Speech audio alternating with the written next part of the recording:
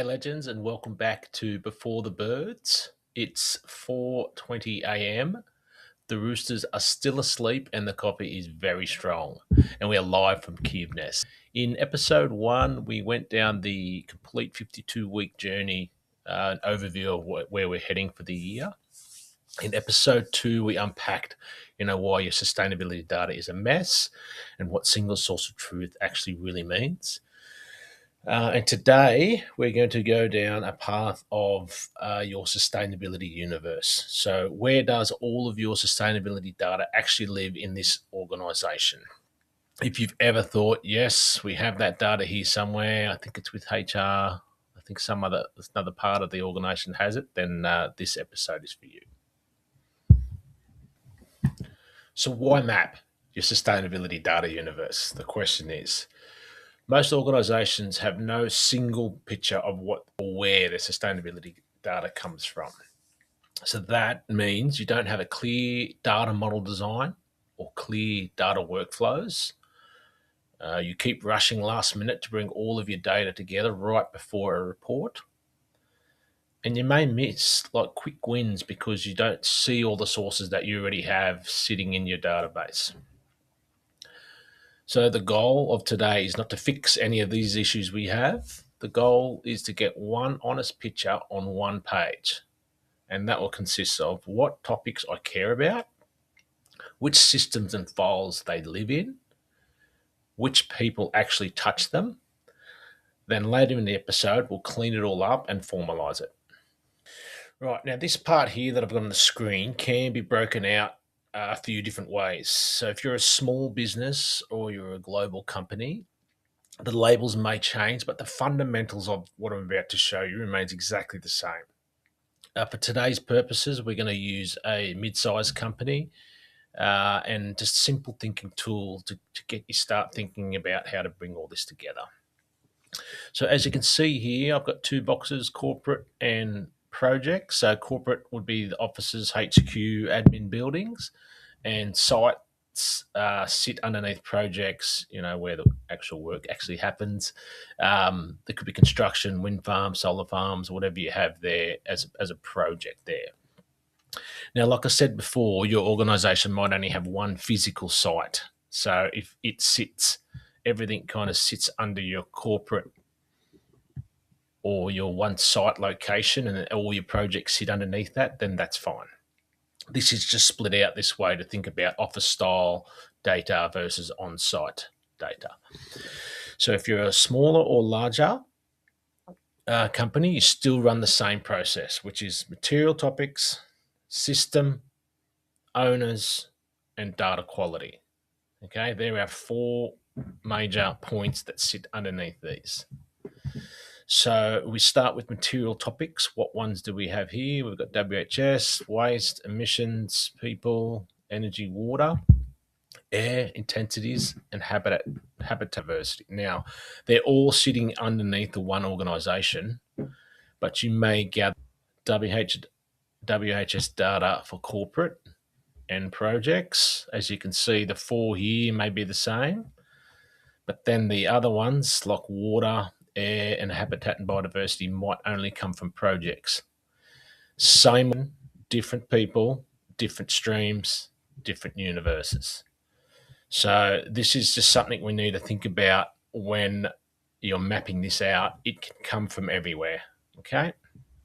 So move on to the next slide. Okay, what I meant by sustainability data universe, I'll explain now in this slide. So in the middle of the screen, I've written sustainability data universe, and around it, I've got a few bubbles. So think of these bubbles as business functions or areas of the organization that make up the organization. So all we're asking is which part of the business does this data come from? So, for example, we've got projects that could have site lists, asset registers, fuel logs, production data. We have finance, which is another business function. Could be electricity bills, fuel card data, purchase goods and services for scope 3, cost centers. They would sit in here. Then we've got WHS. They might have leading and lagging indicators, incidents, audits. So that's where that business unit's sitting. HR, they have a lot of gender mix, age diversity, head count, turnover, roles, role descriptions. They're all sitting with HR. And then admin or just other tools or other areas of the business that could hold your data, which would be Excel workbooks, SharePoint folders, or at hockers if someone's tracking it somewhere else. So each bubble connects back to specific topics. As you see, if you can see on my diagram now, projects, again, energy, emissions, air, finance might be energy emissions. You can see it's popped up twice. So you're just mapping this. Might look messy, but you need to map it. WHS, that's clean. People's clean. And then admin, a lot of other things may sit in this other business unit. So all this put simply is, or your data universe put simply is material topic to business function, to systems and files that people use, to people who own them, how good and usable is the data. So we move on to the next slide. I'll show you how to actually run the workshop and map this out further. Okay, it's time to run the workshop. So you will need a whiteboard. It could be a whiteboard session face to face. It could be used like I've got here, just scaling draw. It's up to you how you actually do it, but you need to be able to write things out and map things out. So in the meeting, you'll also need to invite your sustainability team and then those other business units or the business function areas like finance, HR, projects, whoever's going to be involved in grabbing that data, they need to be in this meeting. Otherwise, like change management's like, people don't like to be not involved during the process. So once you've got them all in the room, you set the scope, and the scope is the next 12 to 24 months of sustainability data capture is what we're going to be doing. So in front of them, you lay out all the material topics that you have.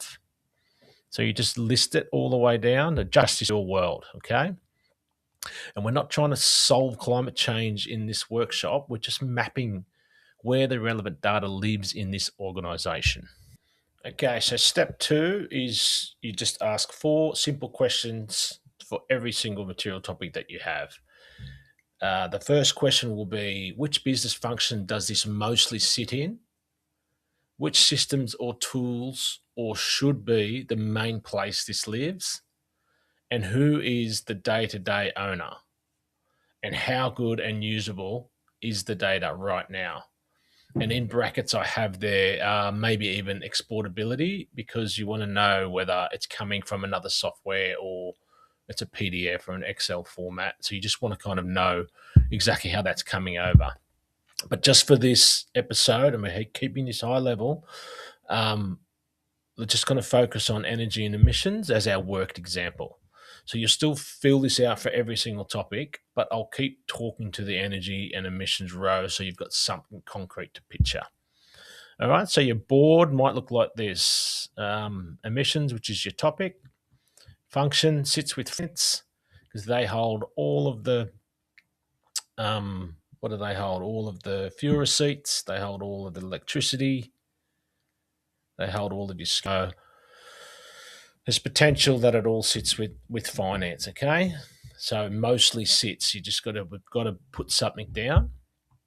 Which system or tool is or should be the main place this lives? So at the moment, it all lives in Xero. Who is the day-to-day owner? Well, it could be your CFO. It could be your, just the accounting team. It just write a person's name down there who puts all the data in. And how good and usable is it right now? So if you went to Kyle in the finance team and said, can you please print out the data, and it's good, bad, or medium, you just write that down there. Exportability, you could also add in there Excel, bracket. Okay, that's step 2 that you do for every single. Okay, so step 3 is literally a rinse and repeat of step 2. But you have to identify other areas of the business with a distinct different data capture area.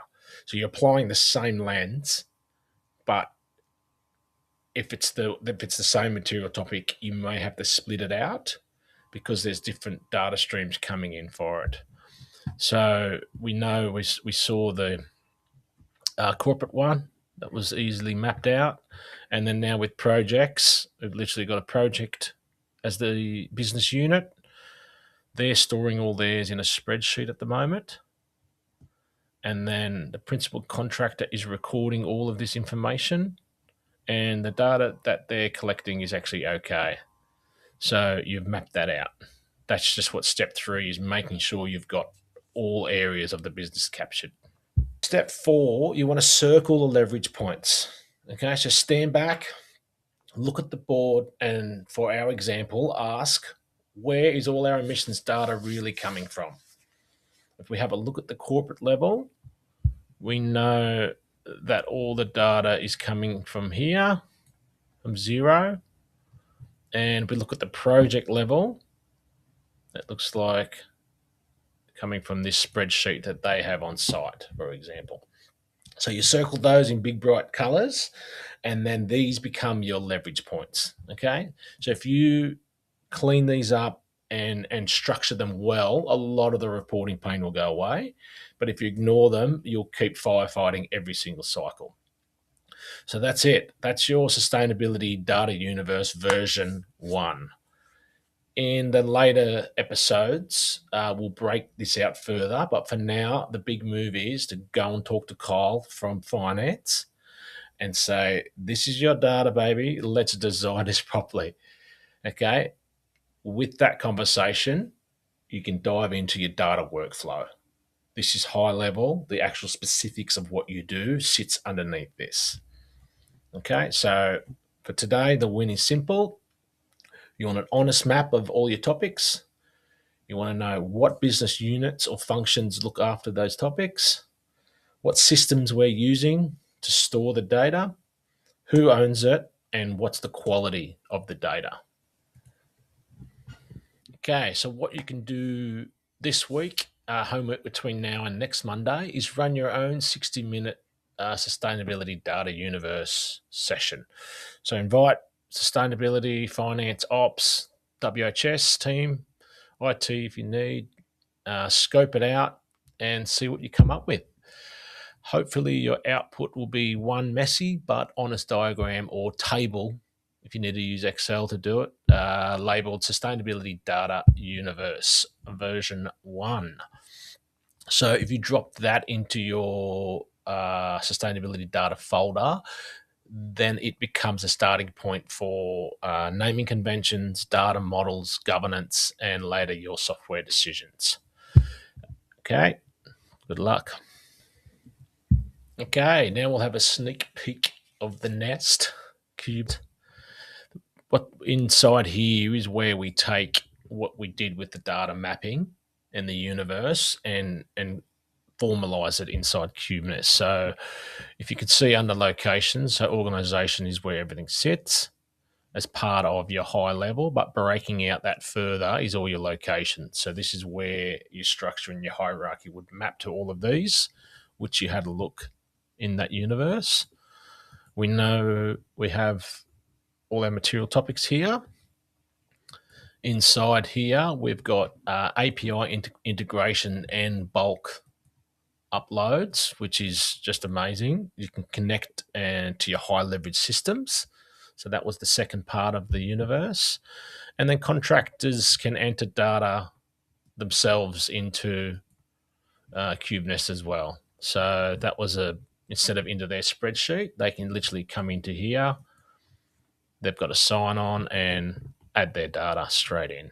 So that way they don't have to use their Excel. So, okay, so that wraps up the episode for today. And if you would like help turning your whiteboard mess into a concrete stage plan, that's exactly what we do with our sustainability data readiness workshop. In that session, we build and refine your sustainability data universe map. We decide which system should be the system of record for each topic. And we design simple patterns like electricity example from episode 2, where one owner, one place, one output. Then we build a 90-day, 12-month roadmap to move you from your scattered data to a defensible source of truth. The link will be in this episode if you'd like to book some time.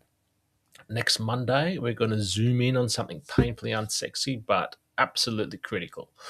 Naming conventions that scale.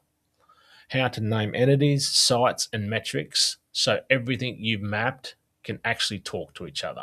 Okay, that's it. Thanks for tuning in to Before the Birds. The roosters are still asleep. The coffee is done, and I'll see you next Monday. Thanks again.